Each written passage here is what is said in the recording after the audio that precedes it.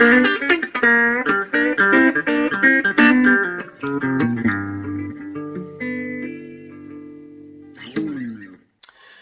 so welcome back to the bench, and today I'm going to be showing you how we cut the centre hole for the speaker. This is the amp I'm working on. This is the Drifter amp, this size and format. We're going to have a control panel at the top here, a handle, a grill on the front. In fact, if you give me a second to dig out the parts, which I have right here.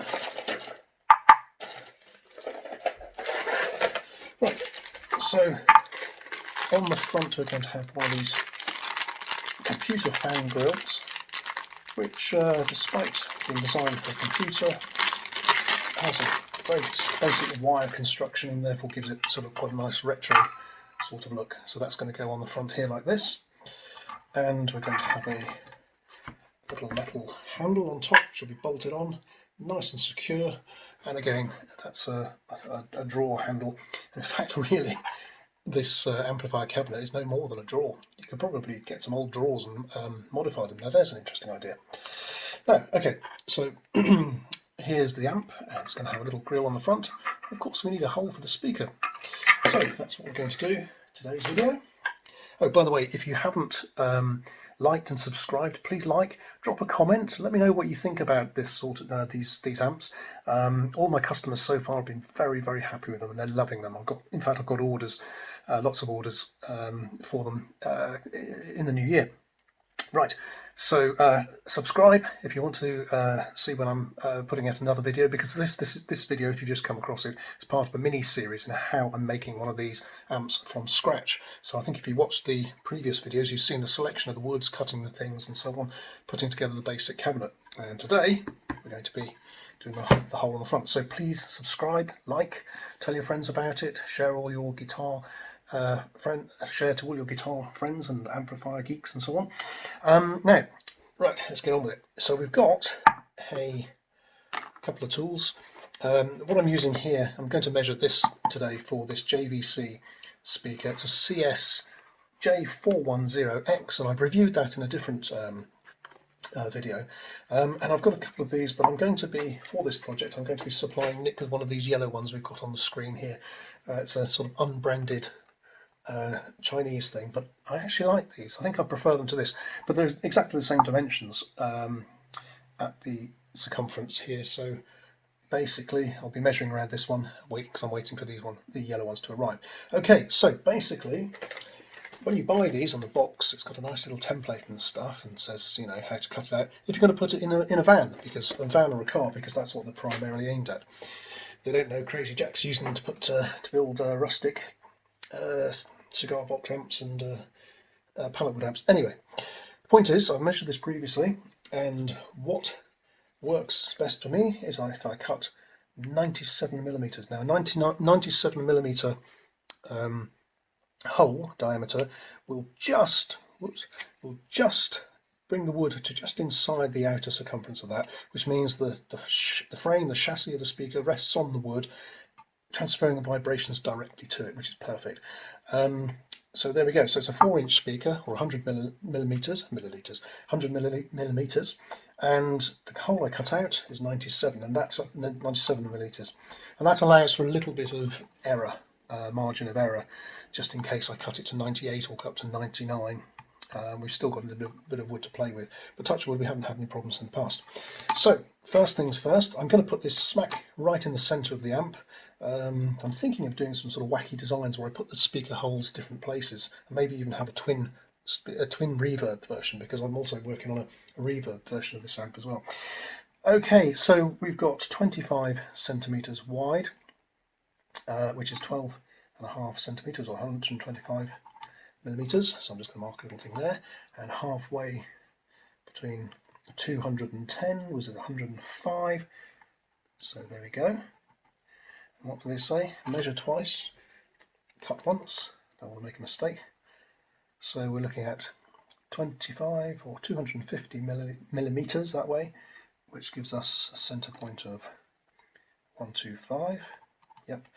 And 210 that way, 105. Okay, so does that look like the center point? Yeah, it does to me. So if we pop that straight on there, that's where our speaker's going to go, like this. Okay, now, very sophisticated tool I'm using to do this. I've got a selection of tools. I've got some modern sort of machine tools and bits and pieces, but not much more than electric drills I use to create these things. Anyway, here's one of my simple tools, an old school compass. So 97 divided by 2 is, I think, 45 plus 3.5 equals 48.5. So there's the trick. So I'm going to set my trusty compass at a radius of 48.5 millimeters. Ready to go. And I'm just going to put a little indent right in the middle. I usually use a pointed bradawl for this, but I've left it in the garage. Sorry, workshop. There we go. Now we're committed. There we go. That's where it's going. And that just helps seat the little point on here. Now gently, because I don't want to make too much of a mess of this. I'll distort it by causing the thing to go out of whack, as I say. So I'll go over it a few times to make sure we can see the pencil mark. And if you notice, oh yeah, there we go. I was going to say it's not quite central. That's because in this piece I wanted to use this fantastic oak, these fantastic oak panels here, and this piece here was slightly narrower than these, so the centre is just off the centre of this piece here. But the thing's so rustic, I don't think you'll worry about that too much anyway. We've got this nice deep gash here in this piece of panel. I don't know where that came from. That was in there originally. And this circle is now going to remove most of that, which is nice, and also remove this sort of rather poor joint here. It's going to leave a big scaggy sort of hole there, but that's part of the nature of these things. You know, they are wood that's been gleaned from throwaway pallets and stuff, and these have been up and down the country on the backs of lorries and warehouses and who knows what. So this is, you know, this is the character of them. As you'll see in the previous videos, I've selected this so that we get this lovely little knotty sort of thing down here and a lovely knot up here. I always like to get these into the design. And this wood, oh, it's beautiful stuff. Can you hear that? Very close grain. Can you see the top? There's a lovely knot here. That's going to look superb when this is slightly rounded and all polished off. Okay, right, so there's our, let's just make that a little bit stronger so we can see what we're doing. Now I'm going to cut this out with a jigsaw, and when you cut it with a jigsaw, the sawdust is flying all over the place and you can't see that very well. So the next thing I'm going to do is mark that out with a one of my standard pens, hoping the grain won't bleed too much, and then I'll take it to the workshop, and we'll cut it out. Okay, here we go.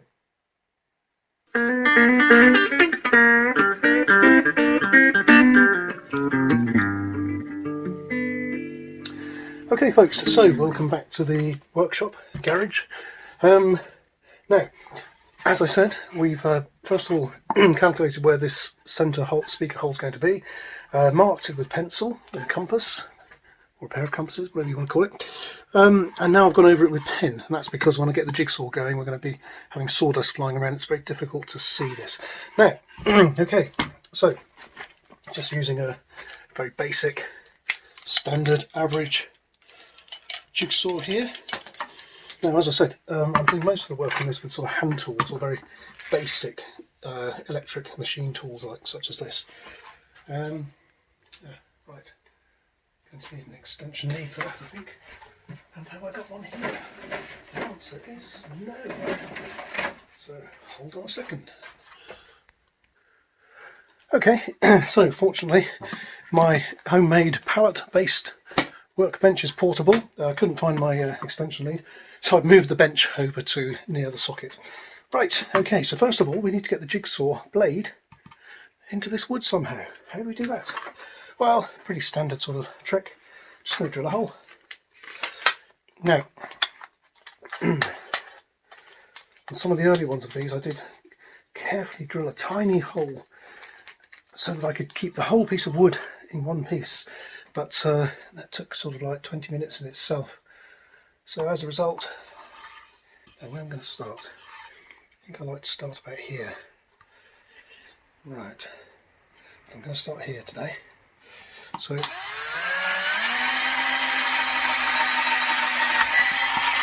there we go. That's about 3.5 millimeters.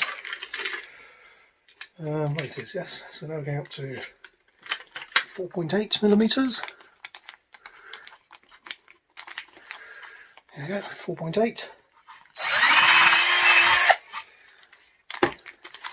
And I need to get up to about 8, I think. 5.5.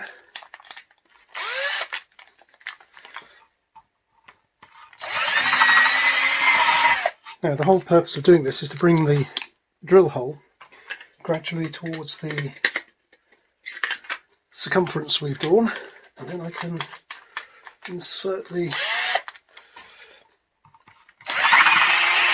jigsaw blade and we're off. Okay, one day I might devise a little tool which does this very neatly, if there isn't one already on the market. But for now, this will suffice. Now we're up to 6 millimeters there. I don't think that's big enough for the drill bit. For the let's have a look. Nope. So let me just get a larger bit a second. Hold on.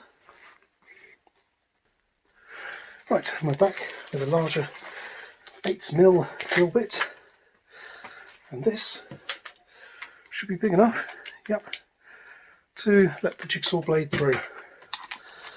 Nearly that. So this little drill has been great, by the way. Black & Decker 18 volt, quite small but pretty powerful.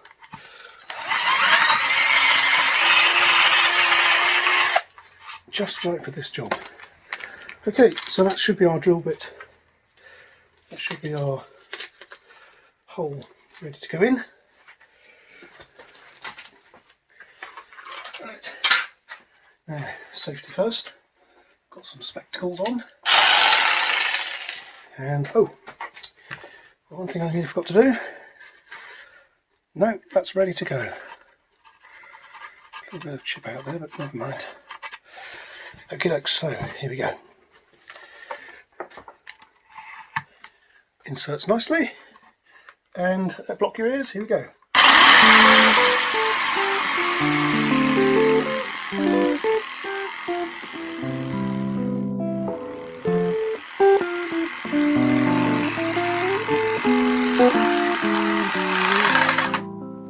Ooh, a little bit of smoke coming off there.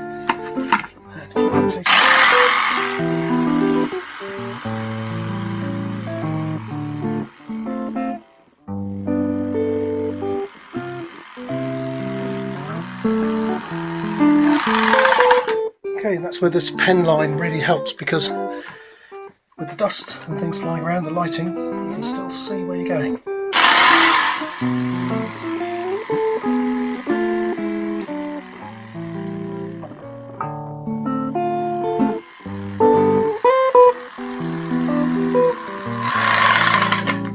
Okay, as you can see, I'm rotating the box each time so that we're getting a comfortable angle to work with.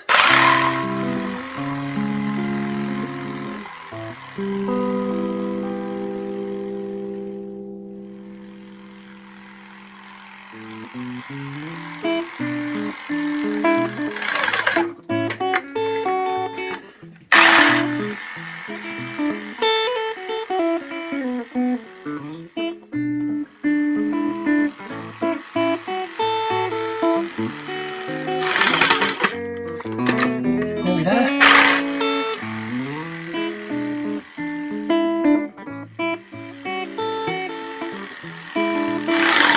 This should be the last little bit and we're done. Oops.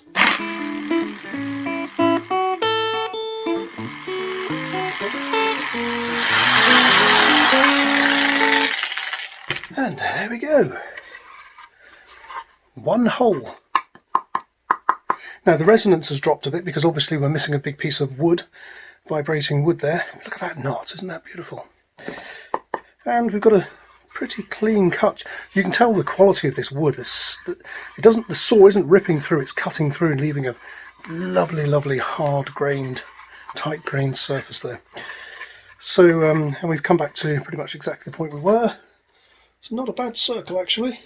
Sometimes the blade runs away with you a bit, and you end up cutting sort of odd shapes. Unfortunately, the jigsaw not being the best in the world, that's the little roller blade thing, marks the surface, but we're going to chamfer off the entire circle anyway, so that'll disappear. Yeah, I'm pleased with that. There we go. Right, next stage, some serious filing.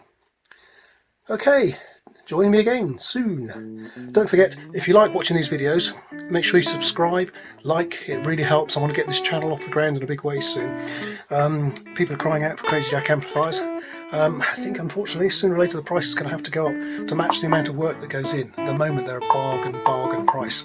So if you can find one on eBay and get hold of one at the moment, you're going to get a bargain. Each one's marked with a unique serial number, comes with a certificate of authenticity and a few goodies in the case as well. Right, don't forget to subscribe so you know when I drop the next video in, and see you again. Thanks for watching.